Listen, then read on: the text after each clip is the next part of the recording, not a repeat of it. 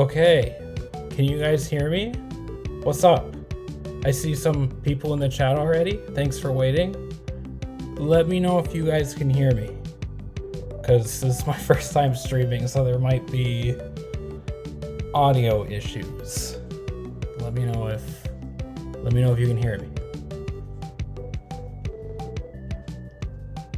Yes. Okay, does it sound good also? Like, does my voice, is it loud enough?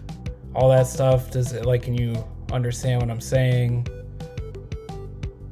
Thank you guys, I appreciate it. Stick Douge and Cloaked String 172. Yes. Okay. Thank you guys for tuning in. Yes. Okay. So Gabe is cool. Nice one. Okay. OBS. All right. Okay. So thank you. I love your last two theories. They made me audibly say, "Oh, or gas." Thank you so much. I appreciate it. I casually watch theories. But I think really, thank you. Are all three of your videos part of some big set of theories, or all separate? Okay, so the first video about FNAF 4 is supposed to be related to the sister location video that I'm coming up with soon. But the FNAF 2 video is kind of separate from that. I think the FNAF, yes, okay, you see it, you were right about that. All right, so let's head over.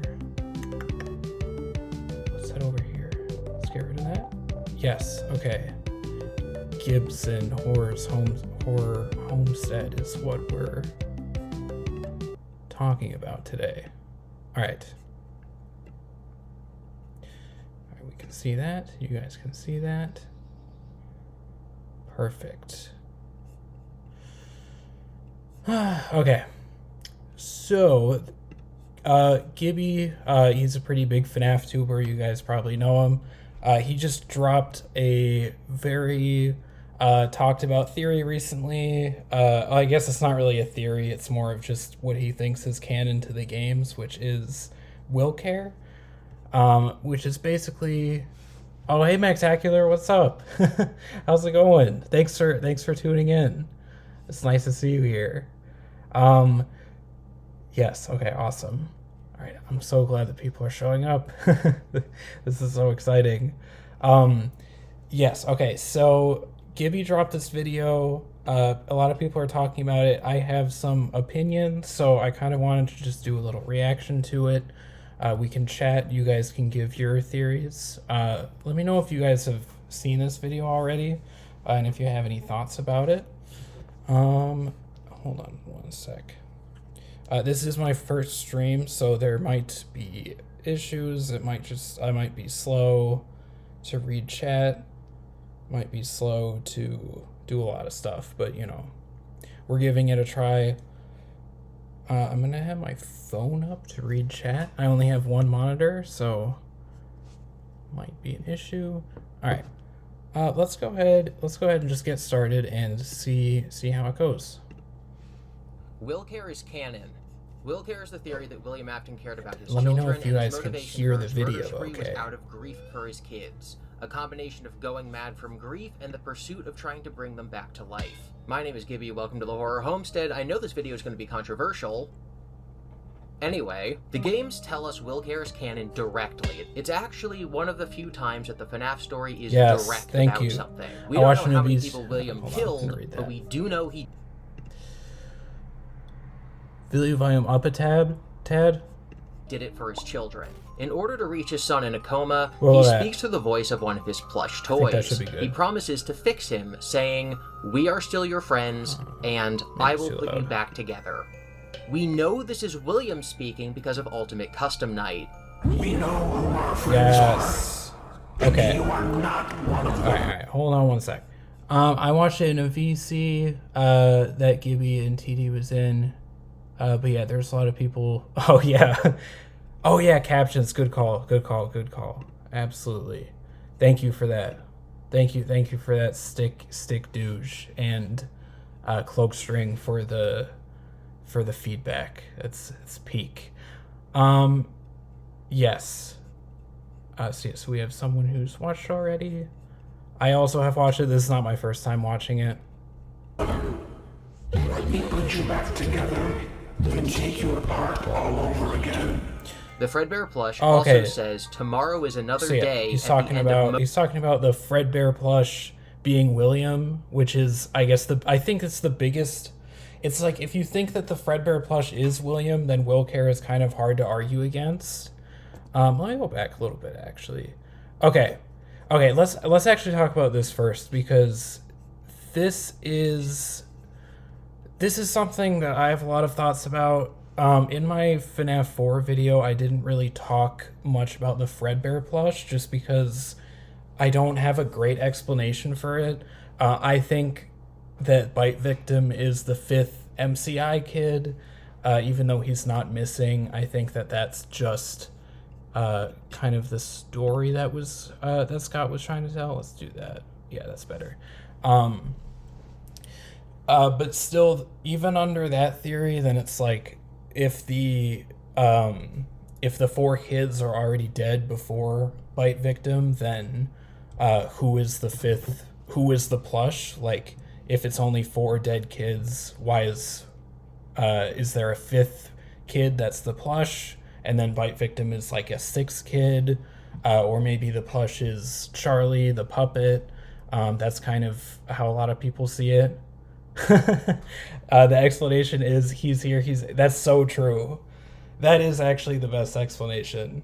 But yeah, I know it's kind of a common thing that people don't have great explanations for Fredbear plush.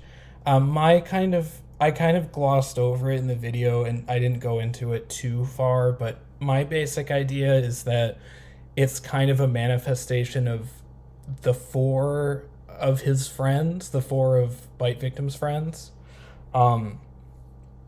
They're kind of showing up as the Fredbear plush and communicating to him through that. And then the thing is like, this final line of "I will put you back together" is in a different font color.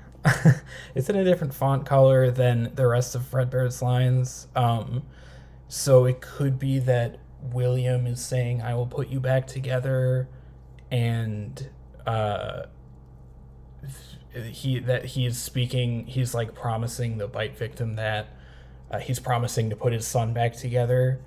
But I just don't think that William is the Fredbear plush. I've never been sold on that.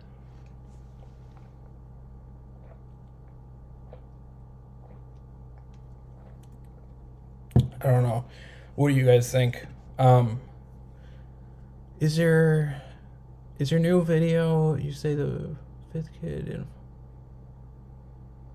Oh yeah, I've seen a lot of comments about that.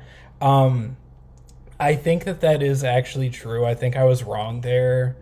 The thing is, I did think about that while I was making it. I was like, oh well, I've heard that this could be just a CRT scan thing making him look sad. This is what we're talking about, by the way. Let's map to Foxy, go.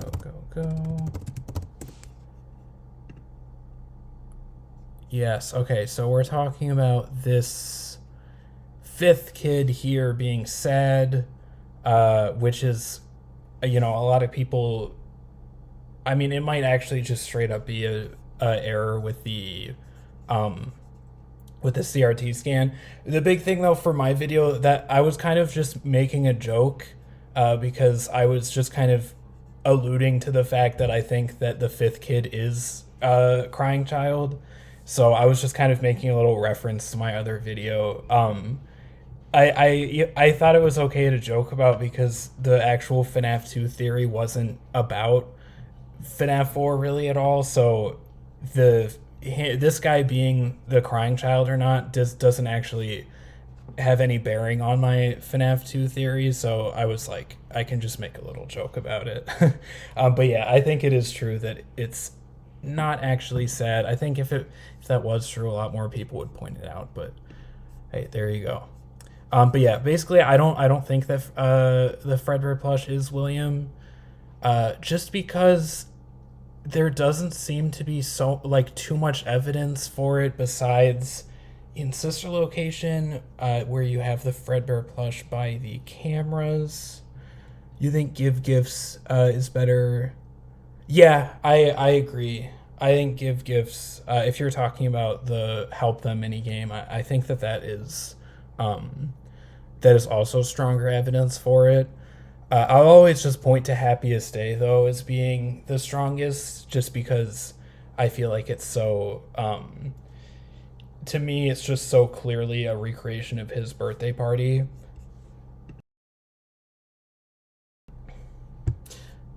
Yo, just watched your 2 videos this week. Hey, kid, I think it's pretty... Hey, thanks, dude. I appreciate that. Yeah, I've been really happy with the reception on these videos. I know a lot of people don't agree with them, but I really love seeing in the comments people like talking about what they think and then people responding to that. That's really like what I want the most out of it. So I'm very happy with how all that's going. But thank you. I don't know how to pronounce your name. I'm not gonna try, but thank you. I don't know if I have much to say about this. Well, I think we got to move on. But yeah, basically, I am not convinced that Fredbear plush is William. You back together. We know this is William speaking because of Ultimate Custom Night. We know who our friends are, and you are not one of them. Let me put you back together, then take you apart all over again.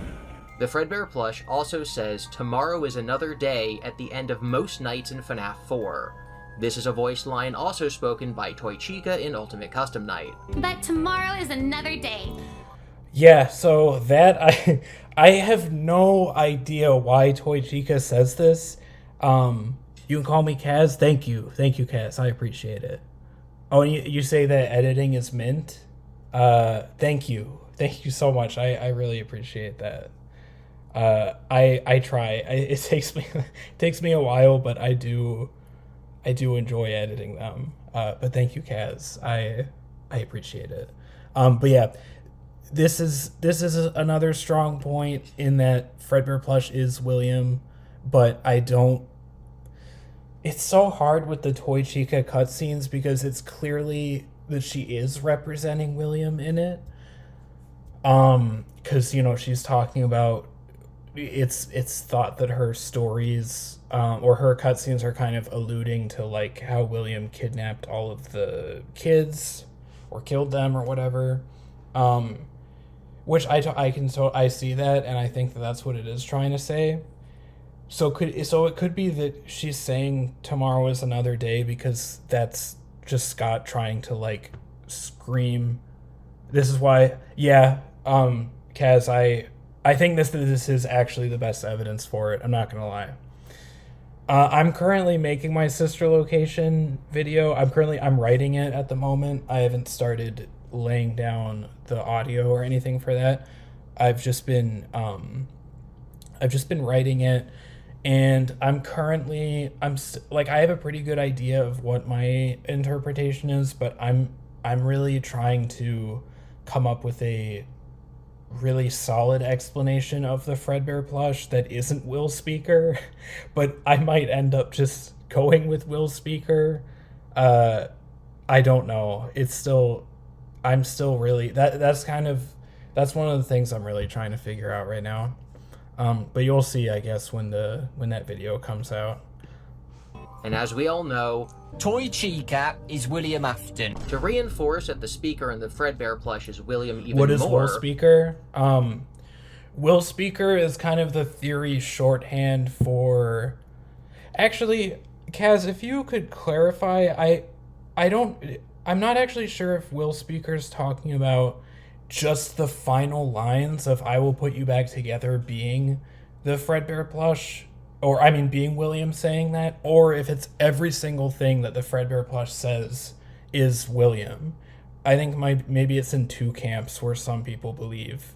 I guess if you think that tomorrow is another day is William saying that, then you would think, oh, I'm also confused about that, but for me it's all the plush. Yeah, I think there are some people who think that it is only the final lines that William says because it's in a different text color.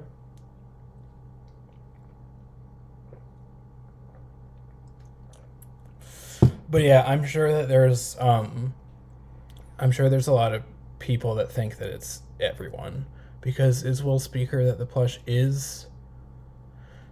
Yeah, that's the thing. Stick Douche is like, I think a lot of people think that every single thing that the plush says in the whole game is William speaking through it as it's like a speaker. This is my biggest problem with that, honestly, is like, because there is a lot of evidence for that, but I just find it so weird that Scott would say, because in my FNAF 4 theory, in my opinion, it's all the plush. Yeah, Nightmare of Fredbear as well. In my FNAF 4 video, I'm basically talking about how Scott said that FNAF 4, he was surprised that nobody solved it after it came out. And there was no possible way Scott gave the plush silver. Yeah, so Delusional Donkey, I agree, and I think that could be just that it's possessed by at least one of the MCI kids or Charlie. But I don't know. What do you think about that? Because like the silver eyes, it could mean William or it could mean it's possessed by something else. It's definitely possessed by something. That's just the question. But yeah, I think that Scott's saying that FNAF 4, he was surprised that nobody figured it out when it came out. How would anyone have figured out that William, that the purple guy, because we didn't even know William, we didn't know his name back then. How would anyone have figured out that William was Psychic Friend Fredbear the whole time? There's no possible way to figure that out until you believe Will Speaker, but the silver eyes really is really something. I think it's possessed by no. I think nobody figured it out because the plush trap. Is that going to be touched on? Are you talking Stick Douche? Are you talking about just the plush trap mini game, or like the plush trap in the 8-bit like cutscene where the girl is? Hold on.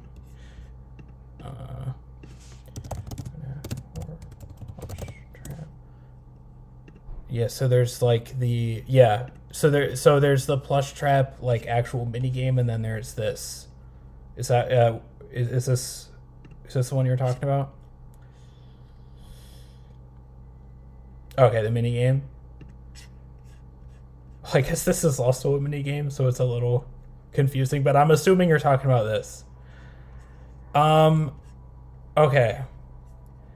So I think Scott just said that nobody saw it, because yeah, that is true. It's not like he could have just seen everything. I think he just watched MatPat and Daco probably, and then was like, well, they didn't figure out, so nobody figured it out. Okay, yes, so plush trap, I think.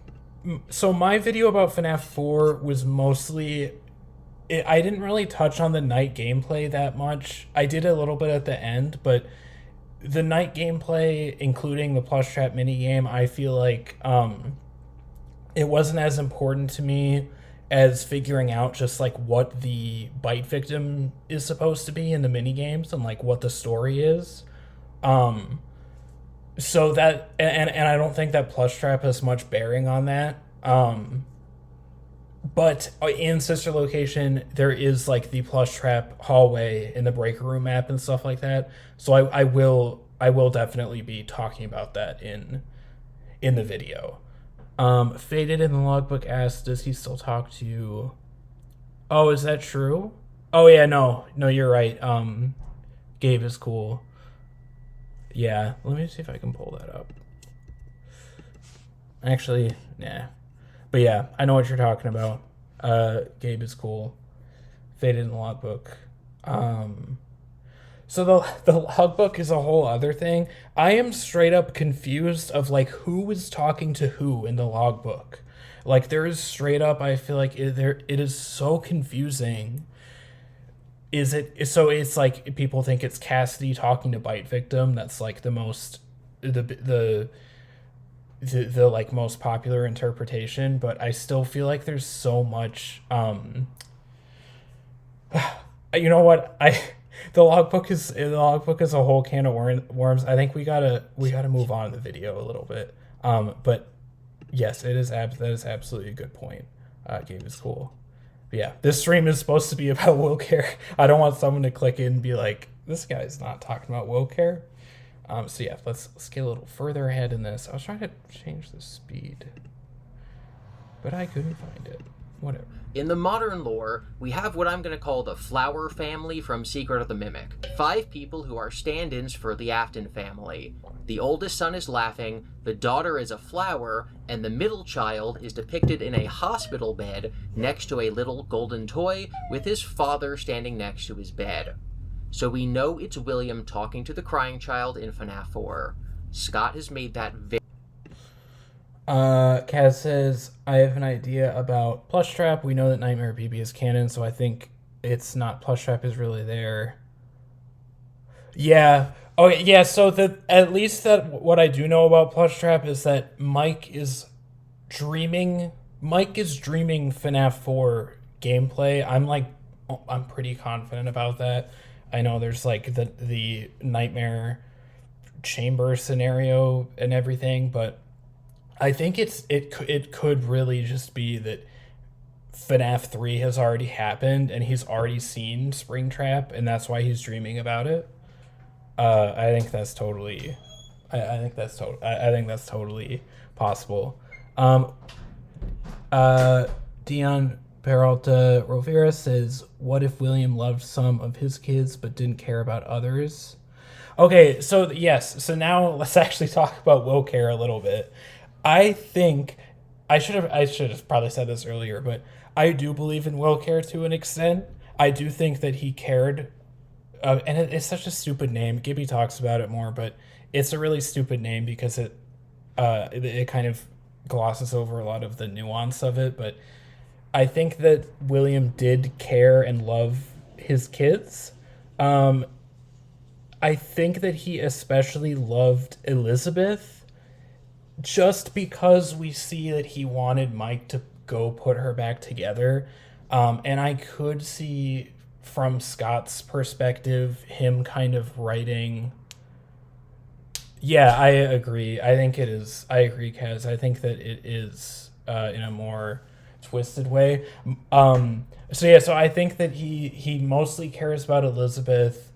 He cares about Mike, but if it's just in the way of like, he just abuses him and gaslights him, but he does care about him. I mean, Gibby talks about this a lot, but in real life, cases of abuse, like, it's not that someone is like a cartoon villain and they're always evil. It's like they will care about the person they're abusing. Like, they will genuinely love them, but they still abuse them and still don't treat them in the way that you should treat someone that you love.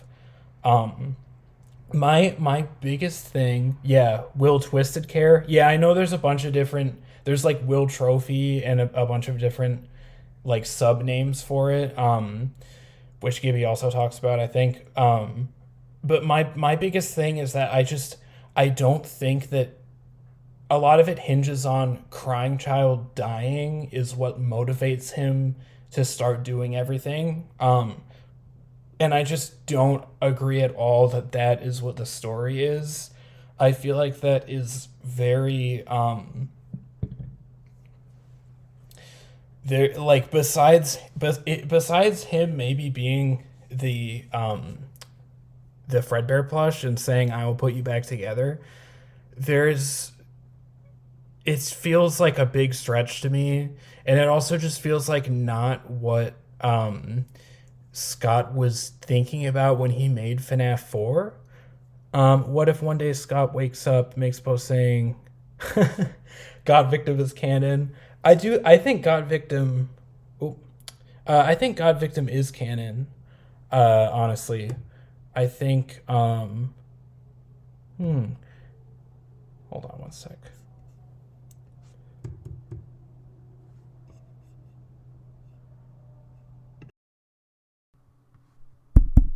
Oops. Can you guys hear me still? I just switched up my audio device a little bit. Let me know if you can hear me. God Victim. From what I've seen, Will seems like a bit of game. Will, you say? Okay, cool. Yeah, we hear you. Thank you. All right. First time streaming, a lot of stuff to work out. Thank you guys. From what I've seen, Game Will seems like a bit of a mix of book Will and movie Will. I agree. I think honestly, if it's revealed in the next movie that he's trying to revive his dead son, I think we can all kind of pack it up and be like, yeah, I guess WillCare is canon, but I just don't think that that's his motivation in the games or the movie or the books. I think that his motivation is to become immortal and to create life in a way that he is jealous of Henry. Like, my basic take on the story is that Henry is like a genuinely creative person. Please, Kaz, do not say no fourth closet in the... That would be something. You know, if that happens, then I think Scott, at least he's standing on business. You know, at least he's doubling down on what he thinks is a good story. Yeah, I agree. Gabe is cool. And my take on the story is just that he's very jealous of Henry. Henry is a creative guy. You're a robot, Mike. No, I didn't kill your brother, Mike. I killed you, and you're a robot. That would be something. I like William in the movie. I know it's a hot take. I think people don't like him, but I am a fan of movie William. I think he's crazy. I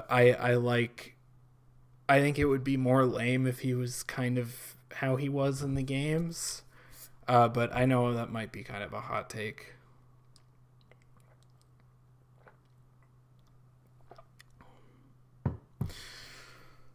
But yeah, Henry, I think he's jealous of Henry. Henry can create stuff. He's jealous of Henry's ability to create stuff. And because he's a sick person, he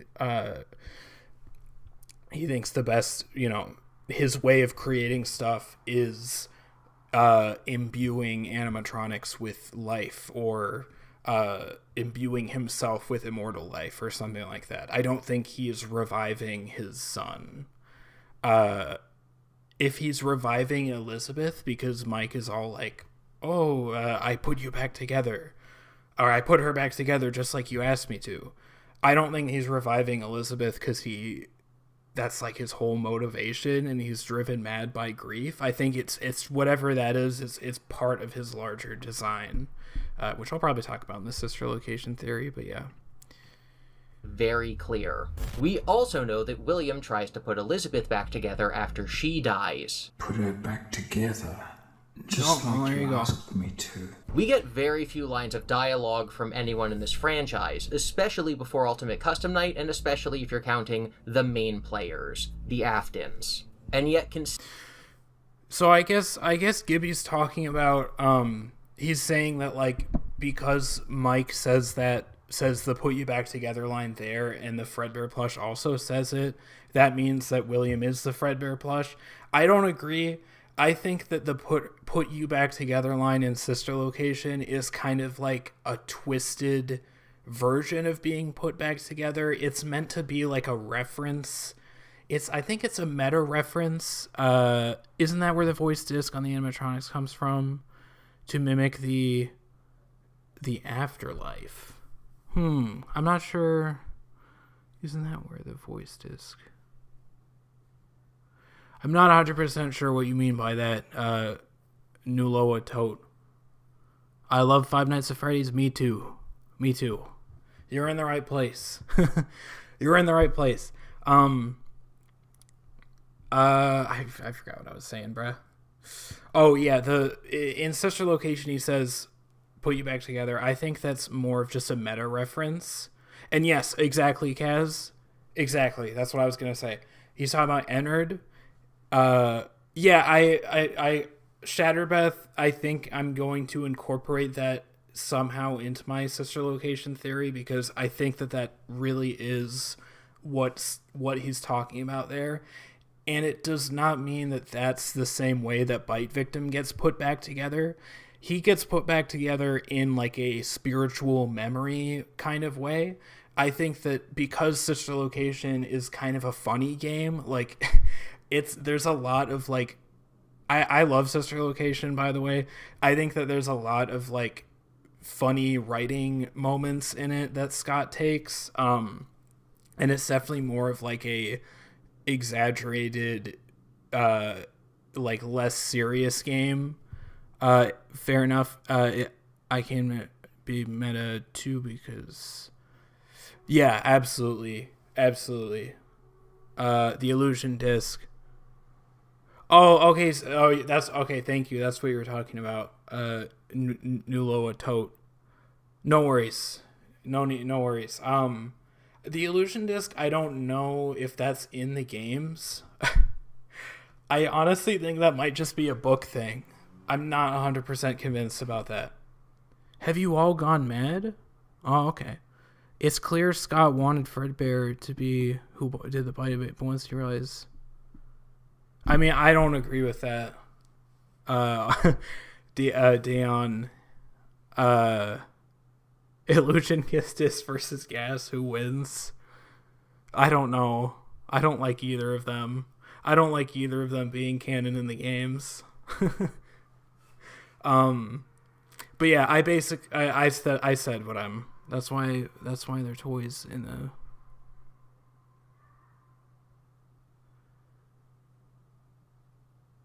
Yeah, I don't think.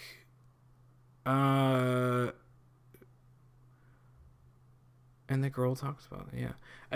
I don't think that FNAF 4 was ever supposed to be the bite of 87. I think that was always supposed to be a separate thing. But yeah, I said what I wanted to say about the put you back together thing. I think that it's more of a meta thing. I don't think it's literally saying that Baby's being put back together, Elizabeth's being put back together in the same way Bite Victim is. Consistently, when the relationship between William and his kids is brought up, it's about how he cares for them. We can extrapolate that put back together means giving them life within their animatronic. Mike claims that he did this at the end of Sister Location. In that game, Baby is not fully Elizabeth. She can remember certain things about Elizabeth's death, but it's not like Elizabeth is piloting her around like a mech suit. At the end of the game, Mike says that he put Elizabeth back together, which is why in the next game, she refers to William as her father.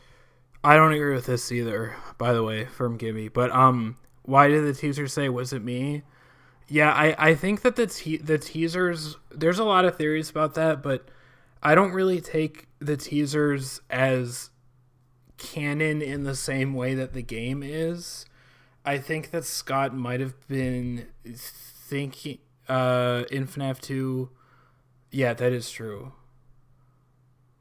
I mean, yeah, actually, Kaz, that is a really good point. That might have been how he flipped it around. Yeah, because Mike is wearing the Foxy mask.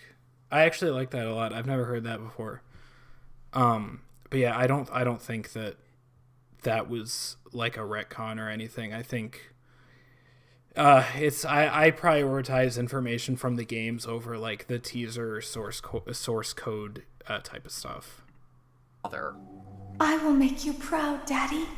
she has become more possessed by Elizabeth. Now, it's slightly more complicated than that. See, the thing is that William wants to put his kids back together by having them haunt suits, but we learn in the series that a ghost in a suit is not literally that person you gotta come go, back to Kaz. life, Right, any see ya, more dude. than Frankenstein. So See you, Kaz. Thank you so much for stopping in. I really appreciate it. I'll see you around.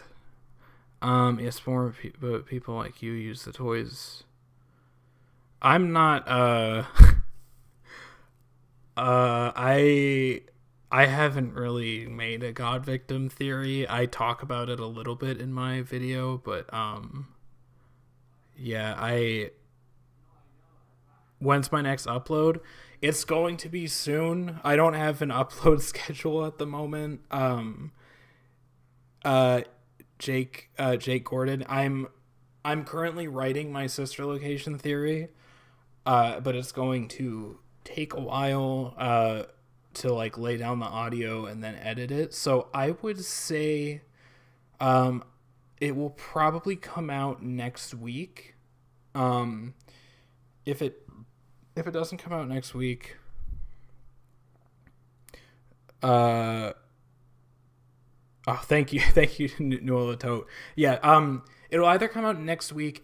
I'm going on a trip in two weeks, so it'll come out within 2 weeks, probably next week. I'm sorry that I don't have a great answer for that. I want to get a more consistent upload schedule, but I don't do YouTube as a job, so I unfortunately do not.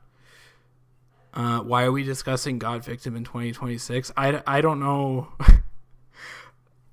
I don't know who's discussing my God Victim right now. So even though William's efforts are futile because it would never work, we still know his goal was to resurrect his kids. Speaking of Elizabeth Afton, there's only 3 things we know about her character and her relationship to William. William built Baby for her. William told her not to go near Baby. Elizabeth disobeyed her father. Of the 3 facts that exist about Elizabeth Afton, 2 of them are that Will cares about her. FNAF is not a puzzle to be solved, it's a narrative. And in a story, you have cause and effect, and often events that repeat to show how iterative changes affect the story. William is incredibly stupid for building a robot specifically that his own child would enjoy, and then making it a death trap. A character in a piece of fiction acting non-optimally is not a writing flaw. In fact, it helps us further characterize William as someone who consistently fails, who's hoist upon their own petard. He invented the springlock suits knowing they're dangerous and forced his employees to wear them. He is then killed in a springlock suit. That's his character. He's a mad scientist, but he's an idiot. William never learns and is always cocky and too sure of himself. This is why his son dies in 1983.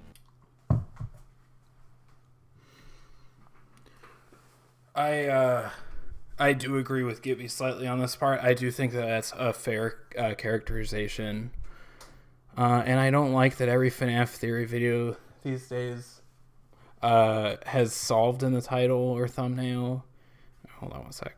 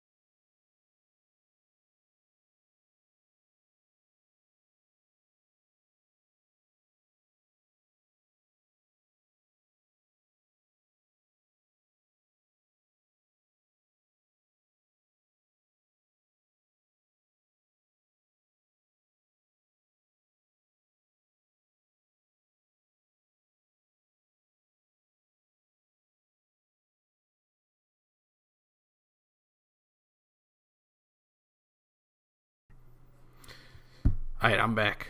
Honestly, I've been waiting for this stream to happen. Thank you, New Loa Tote. But yeah, I think that what Gibby's talking about here is somewhat true. I think it's a good characterization of William that he's a mad scientist and an idiot. I don't really have an issue with that. I can't wait for Sister Location vid. I think you should do another stream the next day. Oh yeah, that's a great idea, Stick Douche. Thank you. Yeah, so I'm just kind of testing out streaming right now. I had to get my whole setup going and everything. But since this one is working out, I would actually love to do it more. So yeah, I could definitely see it being a somewhat regular thing. So yeah, I would definitely like to do like a Sister Location discussion after that. He thinks that a talking bear can actually watch over his kids while he's at work, and yet this doesn't work, leading to his son's death. He thinks he can build a robot to capture kids, and that certainly it won't catch his kid, and yet it does, and that's how his daughter dies. He claims that he understands that the restaurant in FNAF 6 is a trap, and yet he goes there intentionally because he's intrigued by it, and he falls into the trap anyway. I knew it was a lie the moment I heard it, obviously, but it is intriguing nonetheless. William is a cocky idiot. That is how he is characterized throughout the series. If he didn't care about his children, this would not actually tell us about his character. It only tells us something about his character if he cares about them.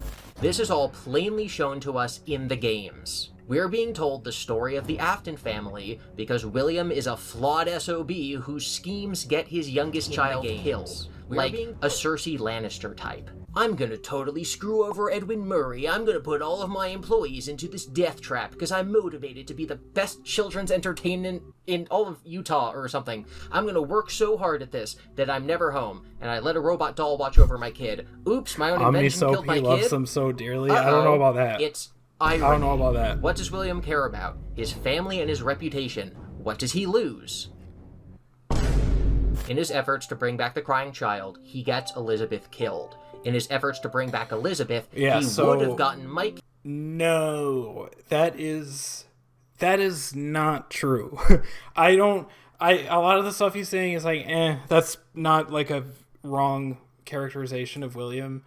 But when we're talking about like, he gets Elizabeth killed because he's trying to...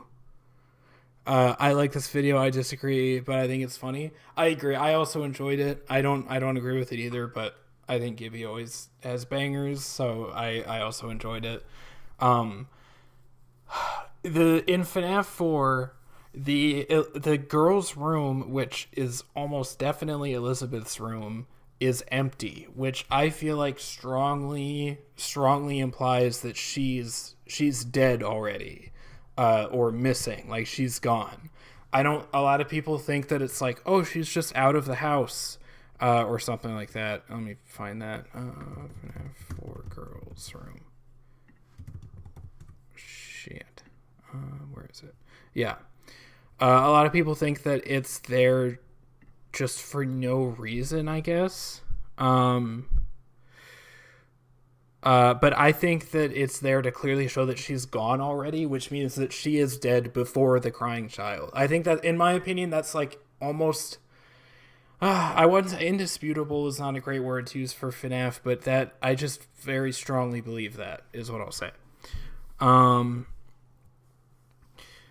If Sister Location 2 is the next FNAF game, I think only things it could be about our circus babies. Yeah, I don't know about that. Where did Molten Freddy and Scrap Baby get their suits? I have no idea. I think that they just look like that. That's not the reason why FNAF 4. Yeah, I don't know about that. Mass Challenger USA says, my hot take, him saying he's going to fix CC instead of saying make him better implies he doesn't view him as a person, but more as... Yeah, I get that. If he is saying that he's going to put him back together, then I can see that being the case, which I think would fall under like Will Trophy I know there's a lot of different versions of that. A lot of how Gibby characterizes William, I think, lines up more with Edwin's character. Okay, I agree, but I actually think that's Scott's fault for just writing really similar characters. Oh, Deanne, sorry, I misread what you were saying. But yeah, I am not sure if there'll ever be a sister location 2, though, if I'm being honest. That would be really cool, but I don't know if that's the vibe that Steel Wool is going for. But yeah, I think the reason that William and Gibby, no, not William and Gibby, William and Gibby are so similar. No, William and Edwin are so similar is because, all right, I think that you need to go in a timeout. Sorry, pal. Got to... Oh, I didn't mean to delete it. Well, I didn't mean to delete your chat. I don't know why that happened. William and Gibby are parallels. Gibby is William... Okay, I think you guys are cooking, actually. I think you're cooking. Also, him torturing Mike in the fear rooms also kind of implies he doesn't care about him, at least in a normal way, though I think... Yeah, I think out of all of the relationships he has, Mike is the most, like, abusive and weird relationship that he has, and which I could see making sense for the story because Mike is kind of the main character. I think it could definitely be a situation of, like, he dotes on Elizabeth more because he's like a misogynistic, like, oh, I love my daughter is so precious to me, I love my daughter, but then his son is like, I hate my rotten son. That type of just like paternalistic thing. I could totally see that being William's character. Let's Mike continue killed with this. if not for some magic body healing goo. These are bad things to William. These are the consequences of his actions. I am stating what is obviously shown in the game in such plain and direct terms because there are actually people who disagree with everything I've said. There are actually people out there who somehow think that William didn't care about his kids, that their existence in the story is superfluous. The main argument against WillCare comes from his characterizations in the book continuity. The idea is that since there's so little story in the games, we're supposed to take his character from the novels and transplant that into the games. People said this for literally a decade, with nobody really able to counter this because it makes sense to a degree, but then the movies came out, and William's character and motivation is completely different from the books. So if we're allowed to use a secondary continuity to inform the games, which one do we use? Or are we... Okay, so the thing with this is, the movies aren't done yet. So in the movie we know he's willing to participate after Legacy, but yeah, so the thing with the movies is that they're not done yet, and we know at this point after the second movie, we know literally like almost nothing about like William's actual motivations. Like the movies have given us so little in terms of actually like what is going on, like what is the reason for anything happening. Like even in the second movie had somehow even less information than the first movie in terms of that. Like the so I think honestly it's hard to use any evidence from the movies for William's character because we literally don't know what his motivation is. Like in the next movie, I'm guessing the next movie will give us some information, but in the next movie he'll be like in the next movie it will maybe show that he's been trying to revive his dead son this whole time, or he's been trying to be immortal this whole time. We have no idea. A third movie, imagine if it answers Midnight Motorist. I don't think that will happen. I don't know if Midnight Motorist is ever getting answered, Chief. Perhaps he leans into the Daddy's Girl archetypes since before the MCI he was at least a sociopath. Yeah, that is interesting, Mass Challenger. Yeah, I think that even regardless of like when he killed anyone, he was definitely like not a nice person. He was not a normal person. It wasn't like he like snapped one day and like went like fucking crazy. Like he was definitely a weird individual. I think I get what he's trying to say, that both continuities have different motivations. Yeah. That is true, Omnisoap. I just would say again that it's like I don't know what the movie is trying to tell us. I really don't know. I don't know what the movie's trying to tell us about almost anything. Once we know, then I think we'll be able to have a better. I think we'll have a better like discussion about William in the games versus William in the books versus the movies. Technically, she wasn't targeted in the movie. Are you talking, Nuala Toad, are you talking about, are you talking about Elizabeth? Is she in the movie? The movie is telling us... Omnisoap, you're not wrong. Garrett Berger. Oh, Charlotte. Yeah, I don't know what, I don't know what, like, did he just kill Charlotte because he like in that first scene in the movie where he kills Charlotte, is that just because he's worried about her, like, going out and, telling people and, like, snitching on him because she witnessed the crime, or is he actually targeting her specifically? I don't know. That wasn't very well explained either. An R-rated standalone William film, that would be crazy. Maybe in like 25 years after like the IP has completely died, we'll like get like a hipster revival of it that is along those lines. That's my thoughts as well. Yeah. His own company, which he was most likely CEO at the time. Yeah, this is the thing, Mass Challenger, is like, I think even the people who do believe in WillCare believe that he cares about some lives but not others. So like he'll care about his children's lives, but not the lives of other children or just other people in general. I think that's a fair assessment of that.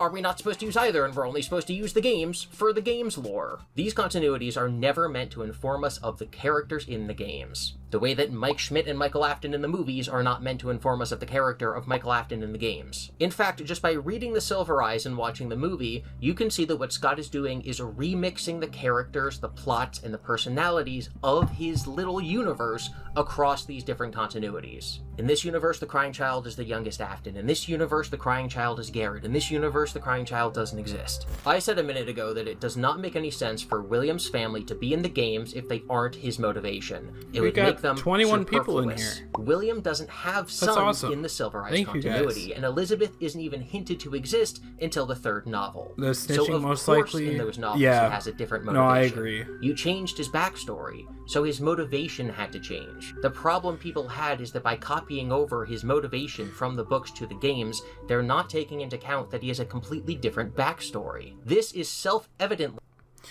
But yeah, Mass Challenger, I think in the games at least, it's probably targeted because there's no evidence of like the snitching being a thing.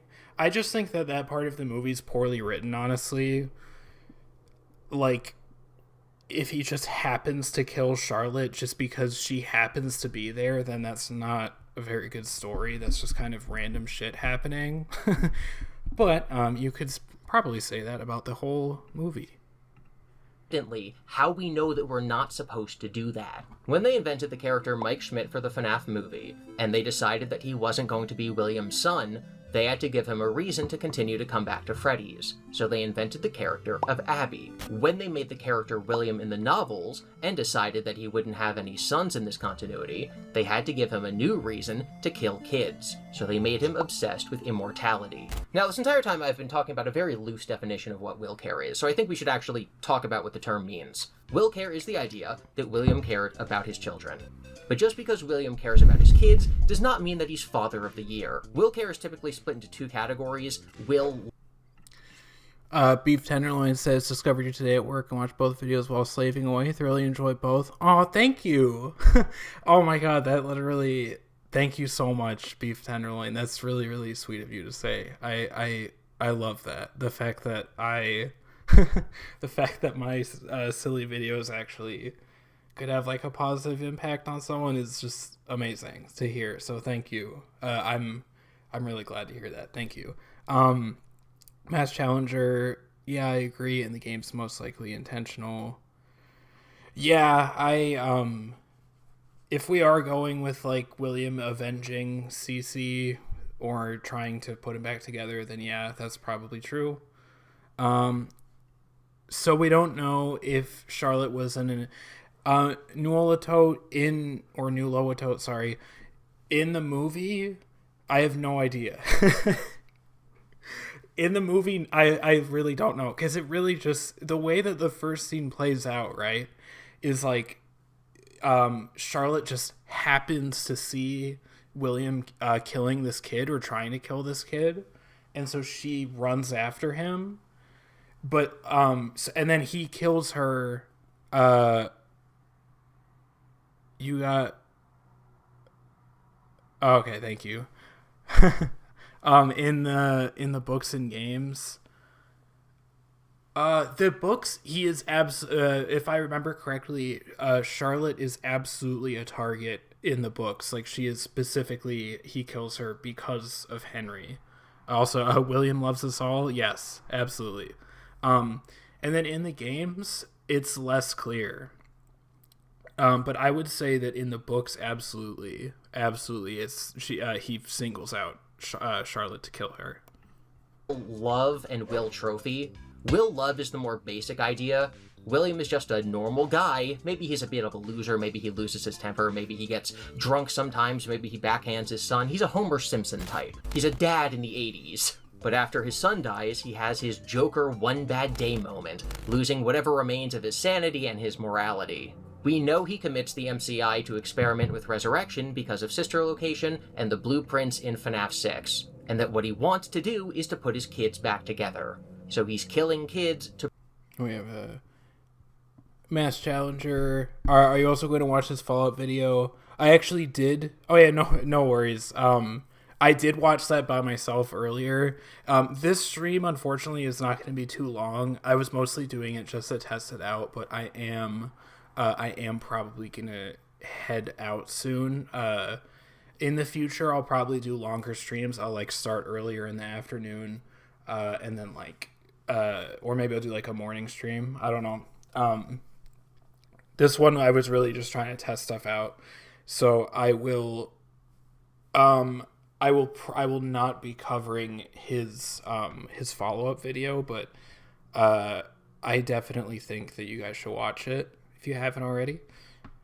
And I also, yes, I did watch it by myself earlier. To bring back his family. This is what Kingpin does in the Spider-Verse movies. This is what Wanda does in Doctor External Strange media 2. reference. They're willing to destroy the world to bring back their family. This is an incredibly common trope with some of the most popular villains in all of media, including Darth Vader. Just help me save Padme's life. The reason it's used in popular media, especially media for children, is that it's easy to understand. It makes the villain relatable, but still clearly wrong. On the other hand, Will Trophy is the idea that William cares about his kids to the extent that he can control them. This is how William is characterized in the FNAF movie. He emotionally manipulates them, and they believe that they belong to him. You are his child. You have a purpose. We will always be his. He would be genuinely... FNAF 2 movie is so buns. Every time I see it, I'm just like, oh my god. Okay, I really loved I loved the first FNAF movie. I saw it in the theater with my partner, and we're both huge FNAF fans, especially like when we were younger.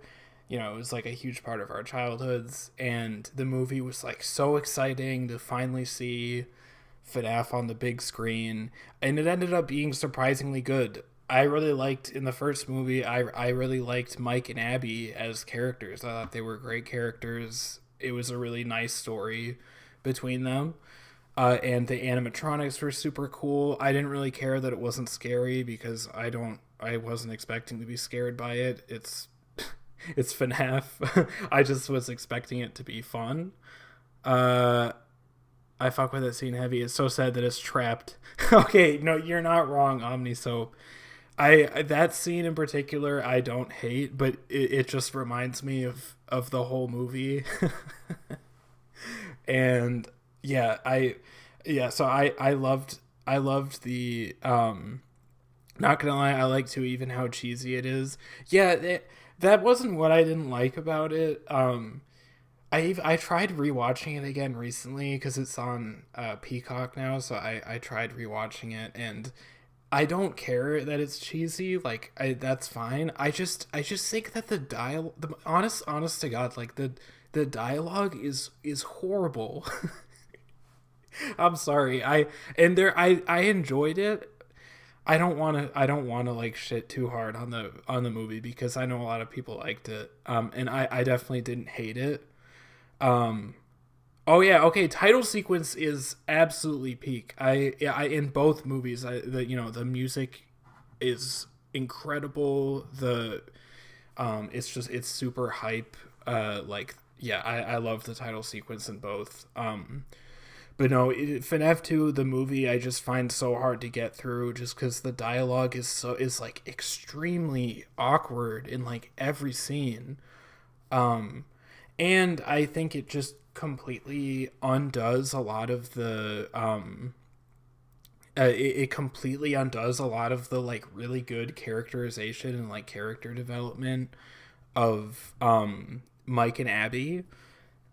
And then it turns Mike into a complete asshole for no reason. He's like to Vanessa, he's like, I'm trying to move on, but it's just one thing after another with you. Like, what do you... He's just saying words that don't even make sense. Like, Vanessa's like, oh, your sister that you're supposed to care about might be in trouble. And he's like, you know what? It's just one thing after another. I hate that part. Reading the novelization made it worse somehow because I heard that the novelization was chopped. Didn't they make Jeremiah like a creep? Didn't they literally write a scene where Jeremiah is like, Abby's looking very mature, some crazy wild shit like that? I remember seeing that. I was like, yeah, there's no way. I like the first FNAF movies. Yeah, I agree 100%. Mass Challenger, I thought that was the best part of the movie. If it was rated M, then yeah, I'd probably get more script. It's not like Stranger Things. I mean, it's honestly closer to like Stranger Things level writing. At least the second one is. Not to also shit too hard on Stranger Things, but the stuff with the finesse is just so forced. I know, I agree, Mass Challenger. It's like, they could have a real source of conflict. Me and my partner literally in the movie theater, like, she was coming up with literally like what she thinks was gonna happen that would drive the movie forward, and it was just such an easy plot point to happen, but it just never happened, and instead we had it's just one thing after another, just like Mike getting angry for no reason. I think in all the FNAF media we need to count how much influence Scott actually had. So I don't take the novels.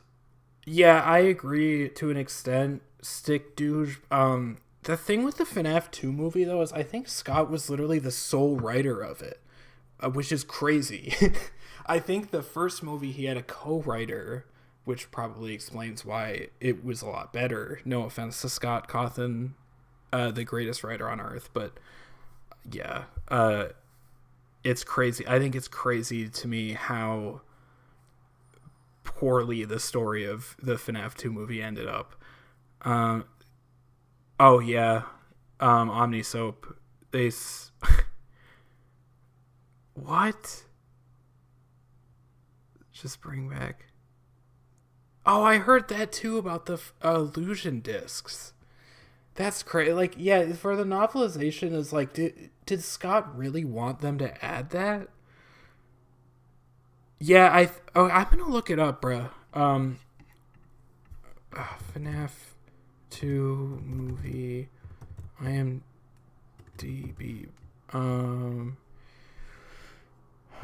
Yeah, I could be wrong. Yeah, Scott Cawthon is the only writer listed here. And I think, hold on, FNAF movie, IMDb. I think in the first one, yeah, it has 2 other writers. I don't know who they are, but he is the sole writer of the FNAF 2 movie.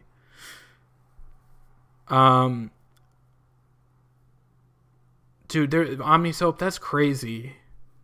Oh, so it's like Michael uses it to like control them or some shit like that? That's stupid. I didn't know that.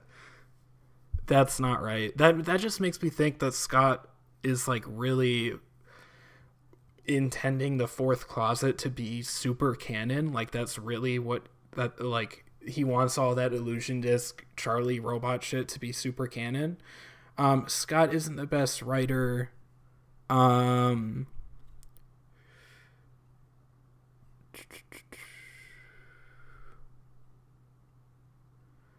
Scott isn't the best writer because Springlocks make no sense even in universe.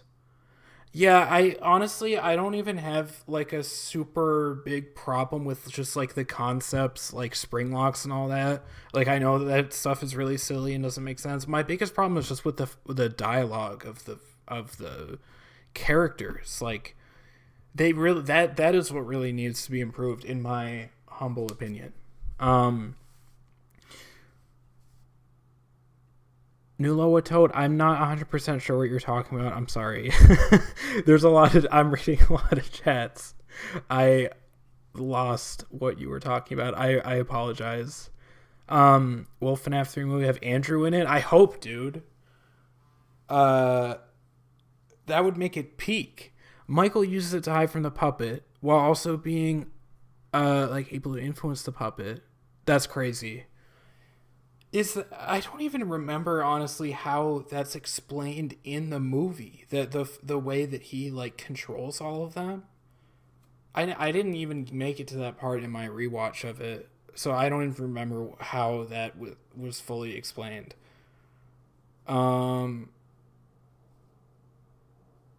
Yeah, Mass Challenger.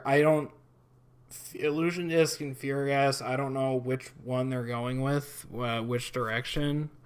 It's not at all explained in the movie. Yeah. That makes sense. That seems to be how I remember it. Is it going to be explained in the next movie? I don't know. There's a lot of explaining that they have to do in the next movie. This whole stream has just turned into a rant about how buns the movies are. But, you know, it's Gibby's fault because he brought it up. Let's go. Let's watch a little bit more of Gibby's video, and then I think I'm going to call it a night. But let's take a look at a little bit more of this, and then I think we'll finish the next half of it in the next stream. Is what I think. Upset if they got hurt, like in the first movie when Vanessa shoots him and he stabs her back in self-defense, and then he gets an "oh no, what have I done" look on his face. But he doesn't love them like a normal father. This is similar to your Thanos's. This isn't love. What did it cost? Everything. He is in anguish. He mourns. They think it's love, but no normal person would see it that way. Don't you know you're my favorite? Don't you know that I love you? Oh, this part was peak, though. Don't you know that I care about you? Now, I want to preempt a criticism that's...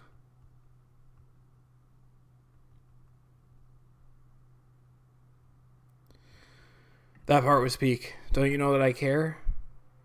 Film despise. True. That's really what the stream is about. That's the theory. That some people might have in this section, saying that Will Trophy doesn't count as WillCare.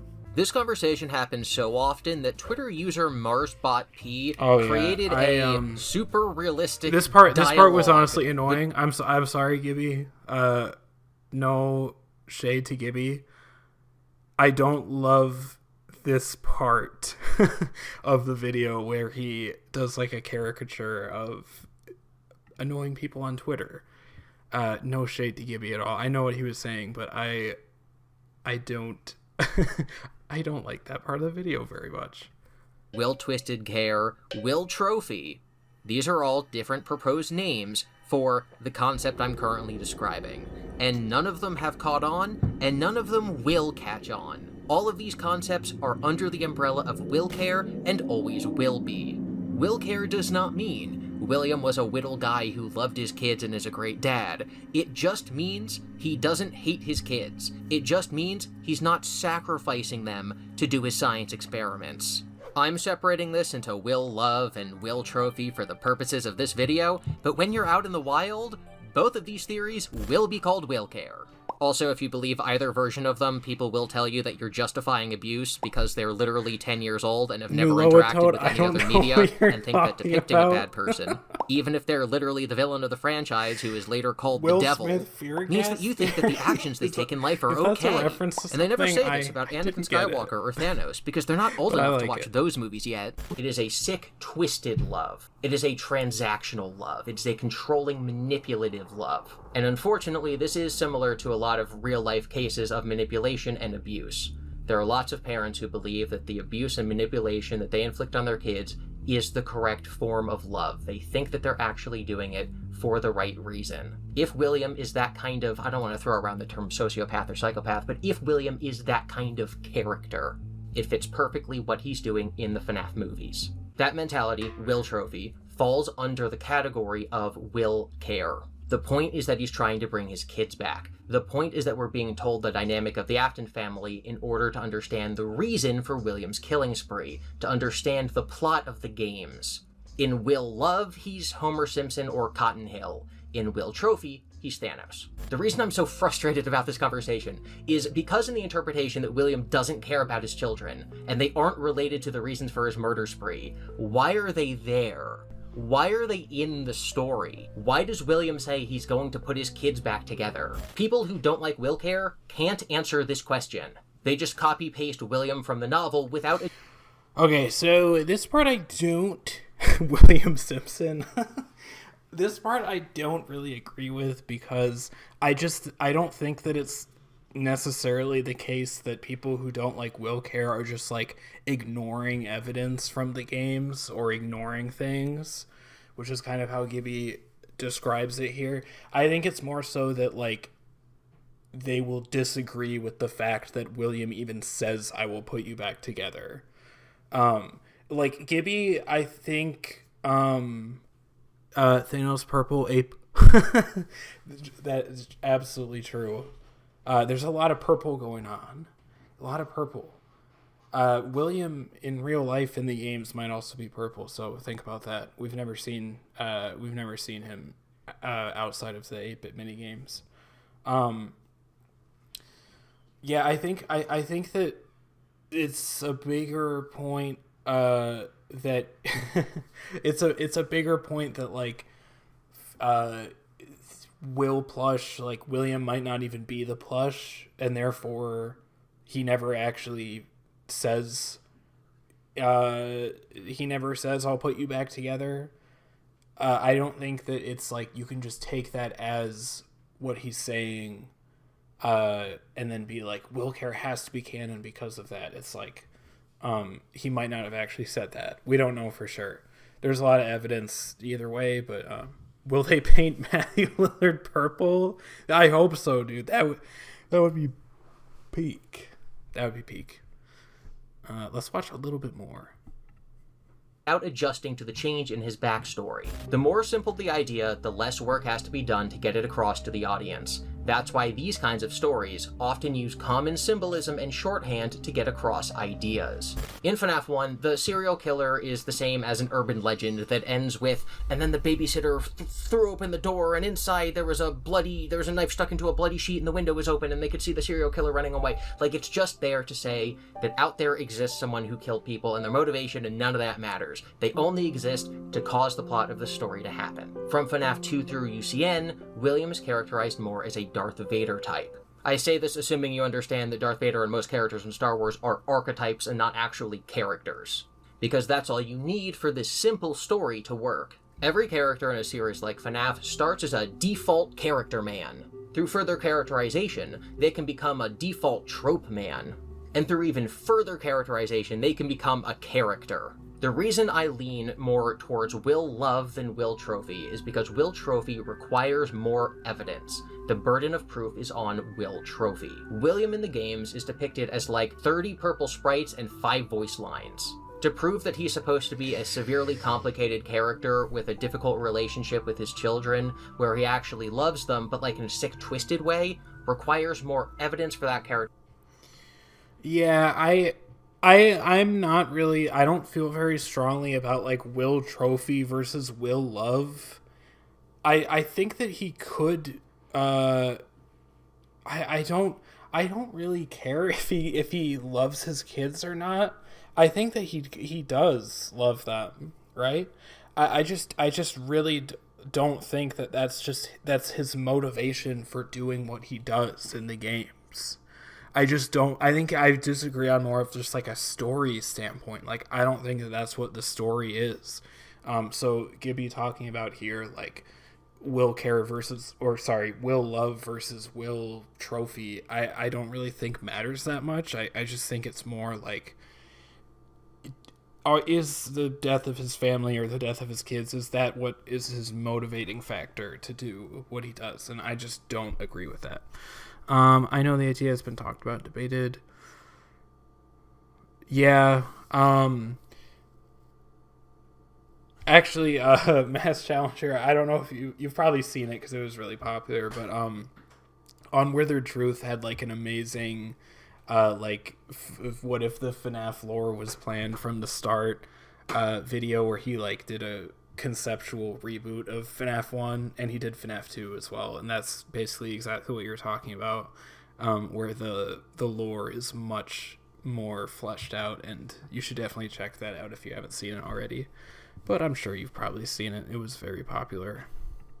Characterization than him just being default character man. You have to assume Will Love and Will Trophy needs to be proven in the text of the game, which I do not believe it is. We get zero evidence in the games that William treats his kids like trophies. There is no dialogue whatsoever where he emotionally manipulates them, or gets them to do things like shown in the movie. People who disagree with this conclusion will... So I don't know about that either, because when Michael is talking, when Michael's doing his father, it's me, Michael, thing, I feel like it's kind of implied that William has like somehow manipulated him into going to sister location and like putting baby back together, or putting Elizabeth back together. It just seems, just from the way that is delivered, that Michael goes there expecting something because he's told to, and then something different happens there, which is like him getting scooped and everything. That kind of breaks the illusion of or like kind of breaks the spell that William has on him. That's how I see it anyways, but I think there is evidence in the games for William being like a manipulative father. Will often bring up evidence that I don't think is actually that compelling. If William cared about his kids, why did he shock Elizabeth? He didn't. He shocked Baby. The characters never treat the animatronics like they're the children who were killed and put inside of them. That's Henry fair enough. shocks the puppet. He shocks his daughter. Are we saying that Henry is abusing his daughter, or are we saying that Henry views the puppet as the thing that his daughter's soul is trapped inside of? It's a rogue machine that needs to be sedated and brought to him so he can destroy it to free his daughter. If Henry, the good character, can shock his daughter because he has a reason for it, because he doesn't view the animatronic as a person, then William can be okay with shocking Baby because he doesn't view it as shocking his daughter. That is actually in the text of the game. Henry calls the animatronics monsters in the corridors. Yeah, I He does didn't not see call that them one much. Gabriel, Fritz, Susie, and Jeremy. But William sent Mike to the dangerous sister location bunker. He obviously doesn't care about his well-being. This falls apart immediately if you look at the plot of Sister Location. William had a goal, to put Elizabeth back together. This is told to us explicitly at the end of the game. He sent... Yeah, Matt's Challenger, I think... I agree with all of that. It's just the only thing is, like, I don't see the story as being like until his children died thing of like his children dying changed stuff. It really could be, and it's definitely a valid interpretation. I don't think it's wrong. I don't think it's like, you know, this is just a wrong interpretation. It's just, I don't see the story as being like Bite victim dies and that's the thing that starts everything, or Elizabeth dies and that's the thing that starts everything. I feel like William, before either of those things happen, William is already doing weird shit. William's already doing weird shit, and I think that is more in line with him being like a crazy business tycoon type person who's like psycho obsessed with Henry. I will talk about it in my sister location theory, honestly, because I think it's really interesting. He sends Mike down to do it. I guess If he we might expected finish Mike this to video after die, all. Elizabeth would not have been put back together. The logic of the narrative is telling us that William does not expect Mike to be harmed, and the dialogue in the game is telling us that William did not know that he would be, because Mike has to be the one to tell him. But something is wrong with me. I should be dead, but I'm not. Again, narrative Well, that's a good relies point, on cause and Stick effect. Douche. The animatronics will hurt on. William, so he sends Mike. He sends Mike because he doesn't think that they'll... Stick Douche says, wouldn't all of Sister Location have been built before Bite Victim, though, if what we see in FNAF 4 was in the... So, yes. Basically, I think the answer to that is yes. At the very least, there is some semblance of like a underground bunker where William has set up this like camera apparatus. It might not be the whole like rental service thing yet, but at least by the time of FNAF 4, there is an underground thing where William is observing stuff. I think that's basically true. Wait, that's true. I see a different interpretation that CC saw the MCI. Yeah, I agree, Mass Challenger. That is my interpretation as well. I agree. I think, and I don't even think it is Fredbear's. I think it's Freddy Fazbear's Pizza, but that's a whole other thing. But I do think that my interpretation is that it's not that William kills the MCI because CC dies. I think CC is part of the MCI. I think he dies last. So I don't think the WillCare thing fits into that. Okay, and then Stick Douche also, the sister location is a recreation of what Bite Victim lived in. That is a whole thing, and I don't know. I'm still working out if that's what I think or not, honestly. I don't think that that's true, but Didophobia and a bunch of stuff like that kind of supports that, but I lean more on the side of it's just cameras observing stuff. It's not like a recreation of anything. They'll hurt him. Mike's speech also tells us that he understood what was going on, and he consented to taking on this mission. Mike accepted this mission knowing the details. He went down there to save his sister. This was not William forcing him to go down. This was not Mike being a guinea pig. This was not William saying, oh, this is too dangerous to me, I'll send Mike because I don't care about him. That's not in the text. It's the exact opposite. William's plan cannot work if Mike gets hurt. William wants his plan to work. Conclusion, William doesn't want Mike to get hurt. But William kills Mike in FNAF 3 and FNAF 6. No, Springtrap kills Mike in FNAF 3 and FNAF 6. Baby also kills Mike in FNAF 6. Elizabeth Afton, the 6-year-old, would not have killed Mike. People who make this claim are also missing the entire point of this discussion. The point is that after his children's death, he went mad.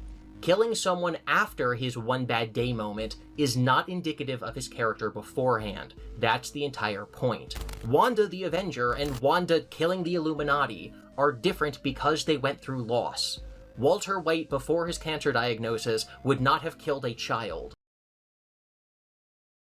Okay, so I think that the thing of like Springtrap or Scraptrap killing Mike is not really great evidence either way in terms of WillCare, because I think that, yes, at that point, he could just be...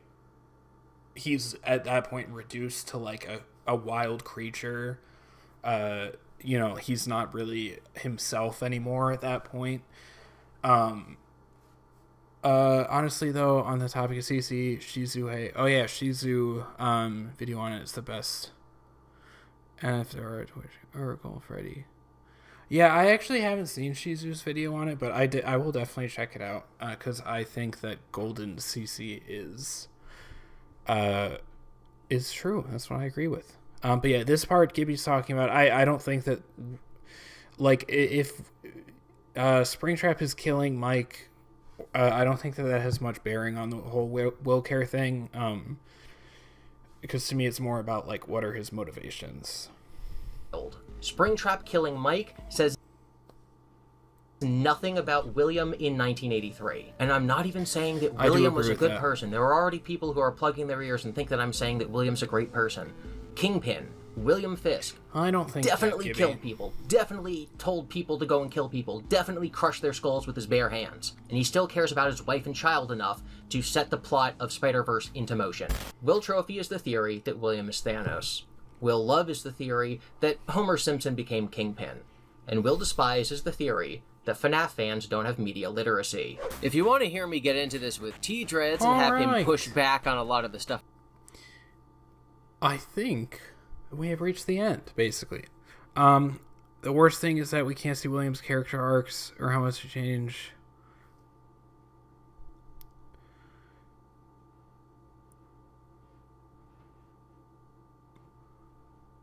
Yeah, I agree, Mass Challenger. I don't know. I mean, to me, I don't see CC's dying as having bearing on anything for him. I really see the whole point of... It's another thing Gibby says is that, like, William's kids don't really have much of a point of existing if they're not going to be... if they're not going to be the motivation for him doing stuff. But I think that CC, his entire point of being in the story is to be the 5th MCI victim.